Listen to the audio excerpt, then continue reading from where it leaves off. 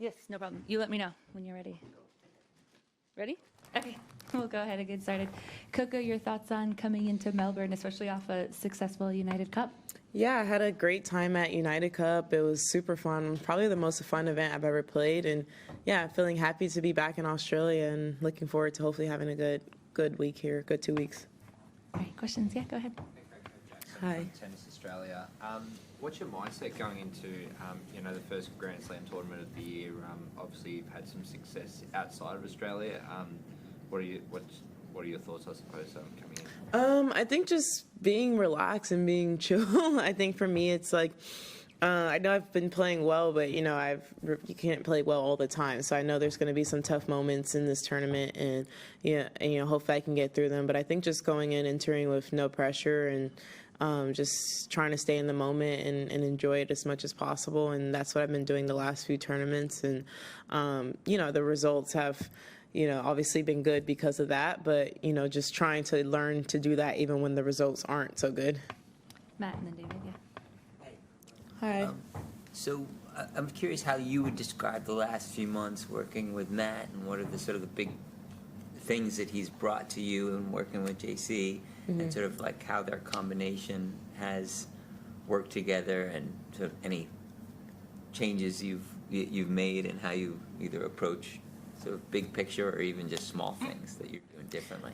Yeah, I think, Matt and JC, I think that first of all, they're just very good people and instill like a lot of confidence into me. So I think, when you step on court with confidence, and it makes a big difference in your game. So just constantly having positive reinforcement, and, also just like, keeping things real, like knowing that there's going to be good days and bad days, and, never making me feel judged because of that. And, obviously there's been things on my game that I've been working on, serve, a lot of things, but there have been improvements, and I feel it on the court. And I think it's just a reminder to keep improving and keep, even if it's uncomfortable, trying to focus on that long-term path and making sure that, I'm making the adjustments that I need to hopefully have a good career long-term.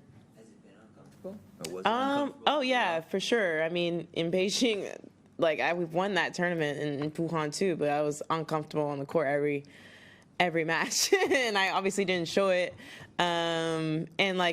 I didn't show it because I knew that going into the tournament I was going to allow myself to get frustrated. But those are things you do when you're working on your game. You're working to either break habits or create new habits. So it's, just finding that. But yeah, I felt uncomfortable in a good way, though. Just things that you're trying, things that you're not used to, not in a bad way. All right, David and then Ben, yeah. Hi there, Coco. Just on that subject of feeling comfortable or uncomfortable, Yeah. I know you've now had a few months of this, and the results have been pretty astonishing. Yeah. Have you ever felt more comfortable in your own game generally, even thinking back to when you won the US Open, than you do now? Yeah, definitely more than the U.S. Open for sure. I always said I felt like I didn't play my best tennis in that tournament. I thought Cincinnati was like my best tournament, definitely, but I feel more comfortable like now than ever. I think at this point, and I think it's just not even from the fact of the changes. I think I just realized like the unimportance of like winning or losing a match. I think as athletes sometimes we get caught up and just losing feels like the end of the world, and winning feels like something that we should do, not something that we should be grateful for. And no one makes us feel like that except ourselves. So I think I just realized that it's never ever that important, and just knowing that, if I can step off the court and say, okay, I tried my best, and then that's all I can ask for. So I think every time I go onto the court, I just tell myself to try my best. And, if I miss a shot, if I lose, most matches are decided by a few points. So I think I just realized that sometimes they're going to go my way and sometimes they're not. Ben and then Chris, yeah. Happy New Year. How different do you feel as a player with all these adjustments you've made to your games and your grips in terms of the sort of toolbox you have on court of your shots? That's been, especially watching you against Iga, it just seemed like a lot of different patterns that maybe used to work for her weren't really there for her anymore, and you have other things you can do in that matchup specifically. Just how different do you feel in terms of the kind of the arsenal, the toolbox you have?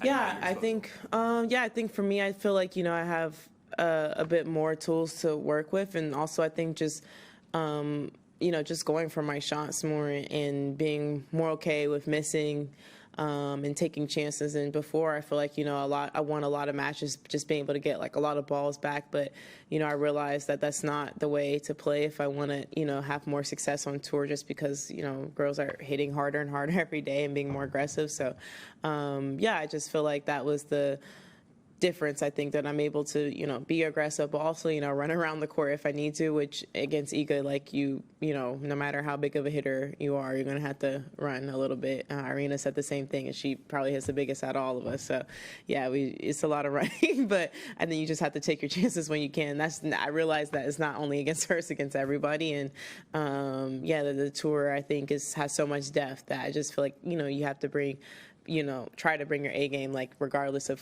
who you're playing, whether it's, world number 1 or world number 100. Chris and then Howard. Hey. Question about your first round opponent, your Yes. reaction to once again seeing Sophia Kenin, and she's a Grand Slam champion here. What makes her so dangerous to see early in a tournament of this size? Yeah, I think for me, obviously I lost her at Wimbledon, and she's obviously a great player. She won this tournament, and I think she's a great mover. She has a great ground strokes, pretty steady player, and can play aggressive, but also play really good defense. So it's going to be a tough match.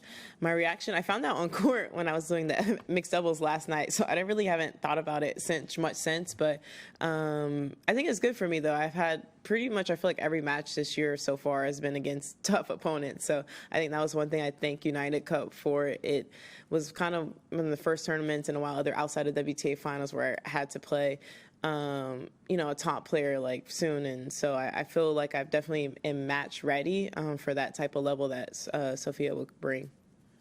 Howard, and then we'll go here. Hi, Coco. Hi. What time of day do you prefer to play?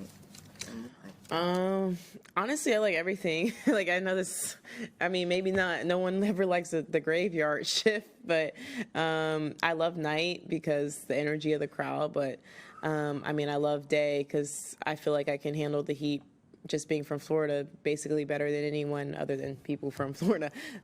So yeah, honestly, I've US Open, that's probably one of the tournaments I get to request a few things. And I've requested both day and night, and I don't care. Honestly, I'm one of those players that don't care. Obviously, no one likes to play after the men, the second night match.